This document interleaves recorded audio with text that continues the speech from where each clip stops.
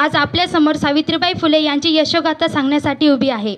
19व्या शतकातील विद्यादायिनी, एक युगंधरा, जिने आपल्या पतीच्या साथीनं शिक्षणाची गंगोत्री सर्वसामान्य माणसाच्या घराघरामध्ये पोहोचवण्यासाठी अविरत कष्ट साहिले। रूढी परंपरेच्या अंधारातून तुमचं आमचं आयुष्य सुफल आणि सफल होण्यासाठी जी अखंड चंदनासारखी झिजली, कोण होती ती मावली? कोण होती ती जी लखलखणाऱ्या तेजातून सत्य शोधत आजही क्रांतिज्योती म्हणून ओळखली जाते? तर ऐका याचं उत्तर, कोण होत्या त्या मावली? सावित्रीबाई ज्योतिराव फुले, सातारा जिल्हा खंडाळा तालुक्यातील खंडोजी नेवासे पाटलांच्या त्या कन्या। वयाच्या 9व्या वर्षी त्यांचा विवाह ज्योतिराव गोविंदराव फुले या माणसाशी झाला। हळूहळू त्यांच्या लक्षात आलं, ज्या माणसाशी माझं लग्न झालंय तो निव्वळ साधारण माणूस नाही, तर लाखो करोडोंना जगण्याची ऊर्जा देणारा क्रांतिसूर्य आहे। 1 जानेवारी, होय, शनिवार दिनांक 1 जानेवारी 1848ला पुण्यातील भिडेवाड्यात त्यांनी पहिली सर्वधर्मीय मुलींसाठी शाळा सुरू केली। भारतीय माणसाने भारतीय माणसासाठी सुरू केलेली ती पहिली शाळा होती आणि सावित्रीबाई फुले पहिल्या शिक्षिका आणि मुख्याध्यापिका सुद्धा। शिक्षण हे दूध आहे वाघिणीचं, आणि हे वाघिणीचं दूध त्या त्यांच्या लेकरांना देणार होत्या। शेळपटांसारखं जगाल तर काम तमाम होतं, वाघासारखं जगाल तर नाम होतं।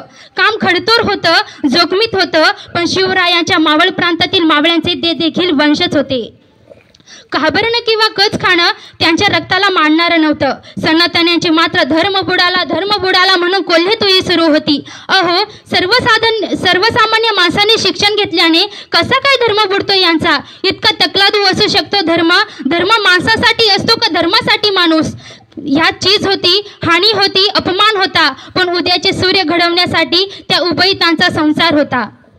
ज्योतिबांनी एक वेळेस सावित्रीमाईंना सांगितलं, सावित्री, आपल्याला खूप लोकांच्या डोळ्यातील आसू पुसायचे आहेत, त्यांना माणूस म्हणून उभं करण्यासाठी आधी शिक्षण दिलं पाहिजे, आणि यासाठीच आपल्याला शिक्षण द्यायचे। भारताला गतवैभव प्राप्त करून देण्यासाठी शिक्षणाव्यतिरिक्त तरुण उपाय नाही, आणि म्हणून उद्याचे सूर्य घडवण्यासाठी आपल्याला काम करायचंय। सावित्रीमाईंनी निवळ होकार दिला नाही, तर प्रत्यक्ष सुरुवात केली। नेहमीप्रमाणे शाळेत शिकवायला जात असताना एक घटिंगड त्यांच्या समोर आला आणि सावित्रीमाईंना म्हणाला, ए टवळे, कुठे निघालीस? आमच्या मुलींना शिकवणं बंद कर, तुला तुझी अब्रू प्यारी आहे का तुझं शिकवणं? कदाचित तो विसरला असावा, त्या ज्योतिबा पैलवानांच्या पत्नी आणि खंडोजी नेवासे पाटलांच्या लेख होत्या। त्याच्या कानाखाली सनसनीत चाळ काढताच भर दिवसात त्याच्या समोर ताचवे चमकले आणि त्याला सुनावलं, आज माझ्या समोर आलायस थोबाड फुटलंय, पुन्हा माझ्या समोर आलास तर तुझ्या रक्तानं धरती रंगवील। तिथे जमा झालेल्या लोकांना सावित्रीमाईंनी सुनावलं, आजपर्यंत तुम्ही माझ्या अंगावर शेण फेकलं, मी सहन केलं, तुम्ही मला शिव्या दिल्या, माझ्यावर दगडफेक केली, मी गप्प राहिले, पण आता त्यांच्या सहनशीलतेचा अंत झाला होता।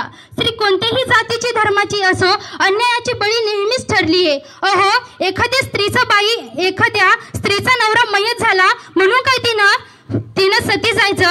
तिला एकाच खोलीत डांबून ठेवायचं? अहो, नवरा गेला हा तिचा दोष कसा असू शकतो? आणि अशा वेळेस ज्योतिबा फुलेंनी आणि सावित्रीमाईंनी आवाज उठवला आणि इंग्रज सरकारने सतीबंदी कायदा केला। काशीबाई नातू कोवळेपणाच्या बालविधवा होत्या। त्यांच्या अप्तसख्यांमुळे त्या गरोदर झाल्या होत्या। ह्या अशा प्रकरणात नेहमी स्त्रियांचीच बदनामी होते आणि ह्याच बदनामीला कंटाळून त्या आत्महत्या करायला निघाल्या। पण सावित्रीमाई त्यांच्या पाठीशी ठाम उभ्या राहिल्या, त्यांचं बाळंतपण केलं आणि त्यांच्या गोजीरवाड्या बाळास त्यांनी दत्तक घेतलं आणि त्याचं नाव ठेवलं यशवंत। त्यांनी यशवंताला खूप घडवलं आणि त्याला डॉक्टर बनवलं। काशीबाई नातूंसारख्या कित्येक मुली आहेत हे लक्षात आल्यावर त्यांनी बालसंगोपन गृह निर्माण केलं आणि अशी 100 बाळंतपणं सावित्रीमाईंनी केली।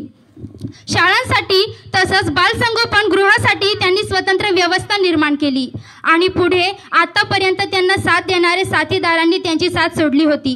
28 नोव्हेंबर 1890 रोजी ज्योतिबा फुलेंनी या जगाला निरोप दिला। त्यांचा वैचारिक साथीदार म्हणून नाही, तर त्यांचा कार्याचा भागीदार, त्यांचा आधारवण, त्यांचे प्रेरणादायी, त्यांचं सर्वस्व आणि सर्व काही निपचित झालं होतं। 50 वर्षाची साथ संपली होती। यशवंत, लक्ष्मी आणि सावित्रीमाईंचं आकाश हरवलं होतं। त्यावेळी सावित्रीमाई घरात बसल्या होत्या। बाहेरून आवाज येत होता की खांदा कोण देईल, टिटवी कोण धरेल, कबरेतला आग कोण देईन. पण अशा परिस्थितीत सावित्रीमाई ठाम उभ्या राहून त्यांनी सर्व लोकांना ओरडून सांगितलं, भलेही यशवंत आमच्या रक्ताचा नाही, पण तो आमचा मुलगा आहे आणि म्हणून एक मुलगा म्हणून सर्व विधी यशवंतच करेल. या दुःखातून सावरूनही सावित्रीमाईने आपले कार्य सुरूच ठेवले आणि मोडलेल्या मनाला पुन्हा उभारिले. पुढे पुण्यामध्ये प्लेगची साथ सुरू झाली. लोक पटापट मरत होते.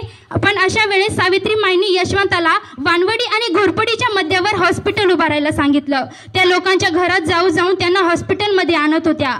त्या म्हणाल्या, आम्ही जगलोच मुली समाजासाठी, तर ते करत असताना जर मरण येणार असेल तर मरणा, तुझं स्वागत आहे. हे बघ, मी तुझ्या सामोरी उभी आहे. नुसता गुलतीत बसू नकोस. मी तुला सांगते, सावित्रीची सावित्रीबाई झाली, सावित्रीबाईची सावित्रीमाई झाली. आणि तेवढ्यात यशवंताने सांगितलं, माई, अगं शेवटचं एकच इंजेक्शन उरलंय, कोणाला देऊ? सावित्रीमाई म्हणाल्या, यशवंता, या लेकराला दे. या लेकराने अजून नीट दुनियाही पाहिली नाहीये. माझं काय, मी वटलेलं झाड कधीतरी कोसळणारच. माझी शेवटची इच्छा समज. सावित्रीमाई म्हणाल्या, माझ्या यशवंतानं माझी इच्छा पूर्ण केली, हेच खूप झालं. अश्रूने डबडबलेले त्या लेकराचे डोळे मी पाहिले. आणि सावित्रीमाई म्हणाल्या, मरणा, पाहिलंस का मरणा? हे बघ, आताही मी तुझ्या सामोरी उभी आहे. तुला सांगते, फक्त आता एकच मिनिट थांब. मला माझ्या सर्व सहकार्यांना आठवू दे. त्या त्यांच्या सहकार्यांना आठवू लागल्या आणि त्याच्यात ज्योतिबा फुलेही होते. सावित्रीमाई म्हणाल्या, यशवंता, बघ यशवंता, कोण आलंय? पाहिलंस का यशवंता? बघ ना यशवंता. आणि अखेर 10 मार्च 1897 रोजी ज्ञानदीप आपल्या सर्वांच्या हाती देऊन सावित्रीमाई निघाल्या.